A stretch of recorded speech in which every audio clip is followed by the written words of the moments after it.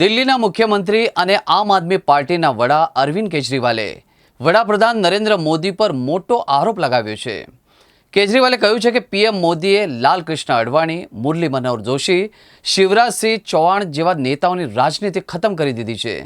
જો ત્રીજી વખત સરકાર બનશે તો આગામી નંબર ઉત્તર પ્રદેશના મુખ્યમંત્રી યોગી આદિત્યનાથનો છે અને તેમની રાજનીતિ પણ ખતમ થઈ જશે।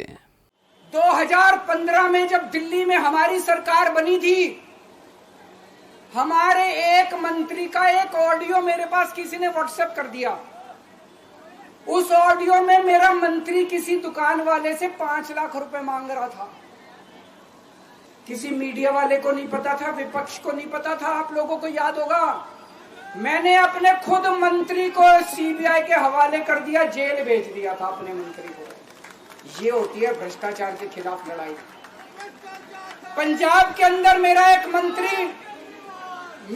मंत्री भ्रष्टाचार में मेरे को पता चला कि वो पैसे मांग रहा है।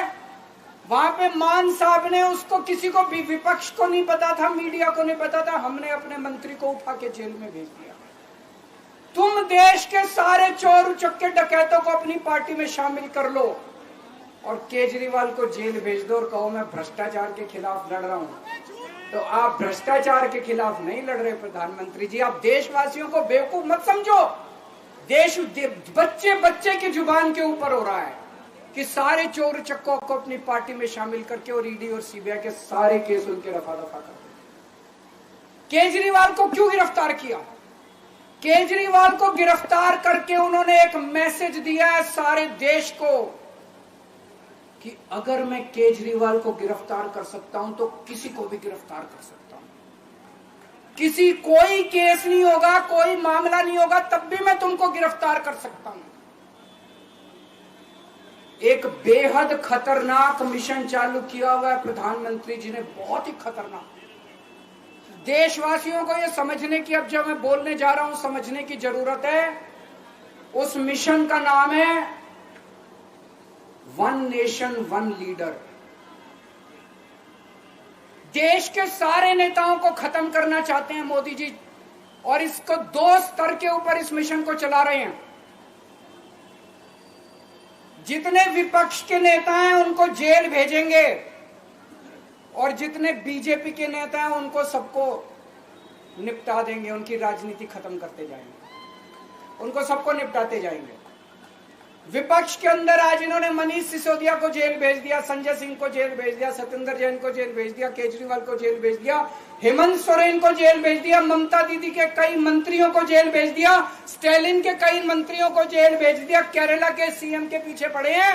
अगर ये चुनाव जीत गए, मेरे से लिखवा लो एफिडेविट के ऊपर, थोड़े दिन के बाद ममता दीदी जेल में होंगी, तेजस्वी यादव जेल में होगा, स्टालिन साहब जेल के अंदर होंगे, पिनरई विजयन जेल के अंदर होंगे, उद्धव ठाकरे जेल के अंदर होंगे, जितने विपक्ष के नेता ये सारे जेल के अंदर होंगे। अगर ये चुनाव जीत गए, इन्होंने बीजेपी का एक नेता नहीं छोड़ा। आडवाणी जी की राजनीति खत्म कर दी इन्होंने, मुरली मनोहर जोशी की राजनीति खत्म कर दी, सुमित्रा महाजन की, शिवराज सिंह चौहान जिसने मध्य प्रदेश का चुनाव जीत के दिया इन लोगों ने, शिवराज सिंह चौहान ने उसको मुख्यमंत्री नहीं बनाया, उसकी राजनीति खत्म कर दी। वसुंधरा राजे की राजनीति खत्म कर दी इन्होंने, खट्टर साहब की राजनीति खत्म कर दी, डॉक्टर रमन सिंह की राजनीति खत्म कर दी। अब अगला किसका नंबर है? योगी आदित्यनाथ। अगर ये चुनाव जीत गए, मेरे से लिखवा लो, 2 महीने के अंदर उत्तर प्रदेश का मुख्यमंत्री बदल देंगे। योगी आदित्यनाथ की राजनीति खत्म करेंगे, उनको भी निपटा देंगे। यही तानाशाही है दोस्तों। वन नेशन वन लीडर ये चाहते हैं, एक ही तानाशाह इस देश के अंदर बचेगा, एक ही तानाशाह इस देश के अंदर बचेगा।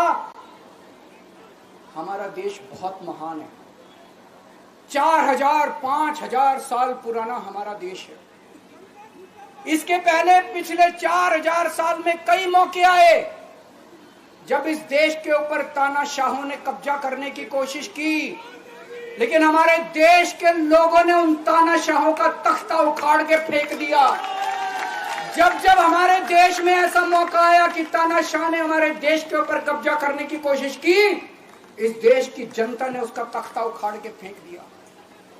आज एक तानाशाह इस देश से जनतंत्र खत्म करना चाहता है। आज एक तानाशाह इस देश से लोकशाही खत्म करना चाहता है। मैं पूरे तन मन धन से लड़ रहा हूं, संघर्ष कर रहा हूं उस तानाशाह के खिलाफ। 140 करोड़ लोगों का साथ चाहता हूं मैं। मेरे अकेले के करने से नहीं होगा। 140 आज मैं आप लोगों से भीख मांगने के लिए आया हूं। 140 करोड़ लोगों से 140 करोड़ लोगों से भीख मांगने के लिए आया हूं। मेरे देश को बचा लो, मेरे भारतवर्ष को बचा लो, मेरा भारत रत्न। इस तानाशाही से बचा लो मेरे दोस्त, मेरे देश को।